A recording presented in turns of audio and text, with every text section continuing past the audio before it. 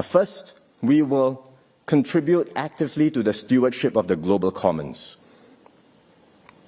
Because many of the world's most pressing challenges, from AI governance and climate change to future pandemics, require more global cooperation, not less.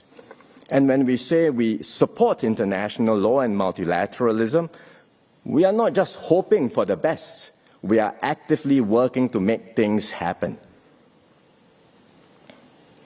We understand that our interests as a small state are best protected when rules apply equally to all, and we take concrete steps to uphold these rules. So Singapore has consistently played a constructive role in multilateral forums, not by grandstanding, but by building consensus and finding solutions. Most recently, our ambassador, Rina Lee, led the successful UN negotiations on the High Seas Treaty on Biodiversity, a landmark agreement that strengthens global governance over marine areas beyond national jurisdiction. It's a remarkable achievement, and it shows that despite a fraught geopolitical environment, it is still possible for the world to come together to find consensus. We have nominated Rina as a candidate to serve as a judge at the International Court of Justice. It's a reflection of our continued commitment to the rule of law in international affairs. Singapore can also serve as an incubator for practical ideas and initiatives. For example, during the COVID pandemic, we founded and co-chaired the Friends of COVID-19 Vaccines Global Access, or COVAX, facility to promote vaccine multilateralism. More recently, we launched the Financing Asia's Transition Partnership, or FAST-P. This is a blended finance platform aimed at mobilizing private capital to support Asia's decarbonization. Given our developmental journey, we can also do more to support other countries' development by sharing our experience. Our approach is centered on supporting human capital development, which we believe is the fundamental ingredient for any country's success. And we do this through curated training programs and study visits to build capacity and to catalyze change. And we have been able to make an impact. Since 1992, the Singapore Cooperation Program has benefited more than 155,000 officials from over 180 countries, territories, and intergovernmental organizations. We will do more in these challenging times. And that's why we have established a new development partnership unit in MFA to coordinate efforts across government agencies in Singapore, strengthen collaborations, and focus on areas where Singapore can make a meaningful impact. We will continue to focus on Southeast Asia, which is our region, but we will also set aside more resources for partners further afield in Africa, the Middle East, Latin America, the Pacific, and the Caribbean. And we will expand our work in new domains like the digital economy and renewable energy. And through these efforts, we hope to be a responsible stakeholder that helps shape a more stable, resilient, and inclusive global environment. Second, we will champion deeper regional cohesion and integration. ASEAN remains central to Singapore's foreign policy. In a fragmented world, regional unity matters more than ever. If ASEAN can stay cohesive and proactive, it will help all 10 members navigate geopolitical tensions and maintain our collective relevance. As Mr. S. Rajaratnam once said at the founding of ASEAN, if we do not hang together, we will end up hanging separately. ASEAN's economic integration has come a long way. Combined, we are now the world's fifth largest economy, and we have managed to make the ASEAN Free Trade Area virtually tariff-free, virtually, not yet 100%. So there's still some way to go. These gains have already benefited our citizens and businesses, but we cannot and we should not stop here. We have to accelerate our integration efforts. We should aim for 100% tariff elimination across the region and boost intra-ASEAN trade. And we should further reduce non-tariff barriers to make it easier for businesses to operate across ASEAN. We should also conclude the ASEAN Digital Economy Framework Agreement and upgrade our FTAs with key partners like China, India, and the Republic of Korea. We should also accelerate the development of the ASEAN power grid by facilitating cross-border electricity trade. The grid will help our region to transition faster to green energy, draw in new investments, create better jobs, and strengthen our collective energy security.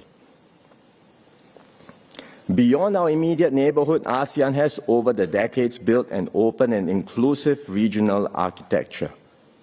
Through forums like the East Asia Summit, we bring all the major powers to the same table and give them a stake in our region's success. Complementing the EAS, we have the ASEAN Outlook on the Indo-Pacific. This emphasizes openness, inclusivity, and cooperation. It explicitly rejects zero-sum competition or dominance by any single power. So Singapore will work with the Malaysian chair of ASEAN and our EAS partners to translate the AOIP's vision into concrete projects and initiatives. We hope this will bolster the relevance of ASEAN and the EAS. And when Singapore takes over the ASEAN chair in 2027, which will also mark ASEAN's 60th anniversary, we will use the opportunity to deepen regional integration and ensure that ASEAN remains a vital and credible anchor for peace and prosperity in Asia. Thirdly, we will strengthen our global network of partnerships. In this increasingly multipolar world, we must develop more varied and deeper relations with multiple partners, because the more connected we are, the more resilient we will be, and the better we can navigate uncertainty and withstand shocks. Economically, we are already plugged into major networks and frameworks like the CPTPP, RCEP, and an extensive network of FTAs. These give us market access and insulation against rising protectionism. But we must go further to reinforce the multilateral trading system and preserve open flows of trade and investment.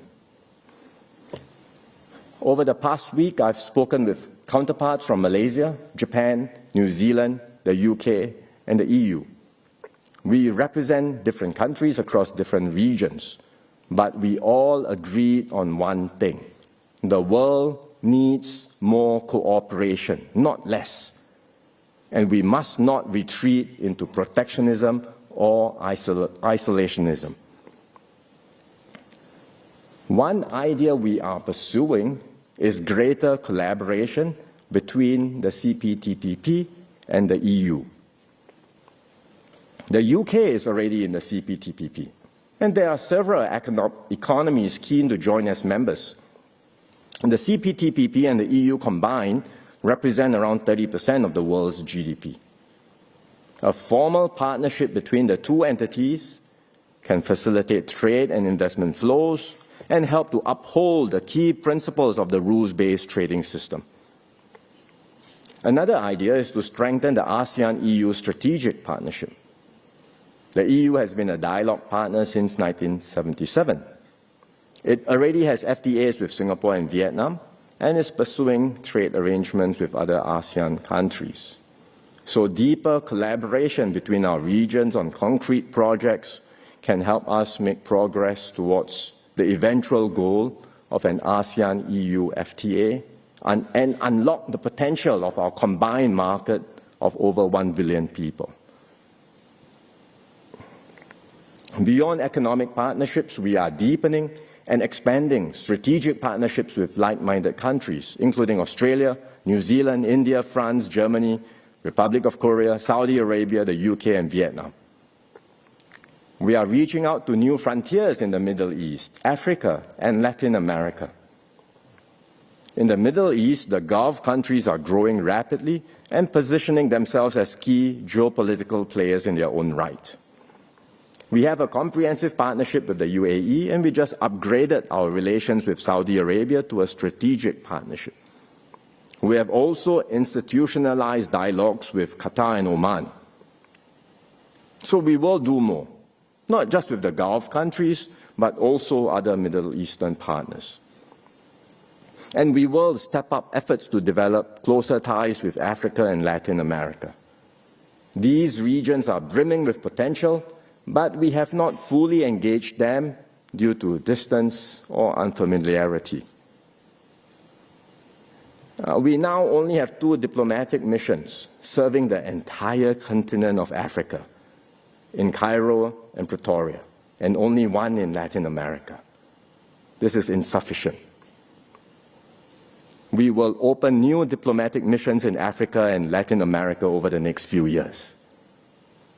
We hope this will show our friends in Africa and Latin America that Singapore is keen to do more, to trade, invest, and partner with them for mutual benefit.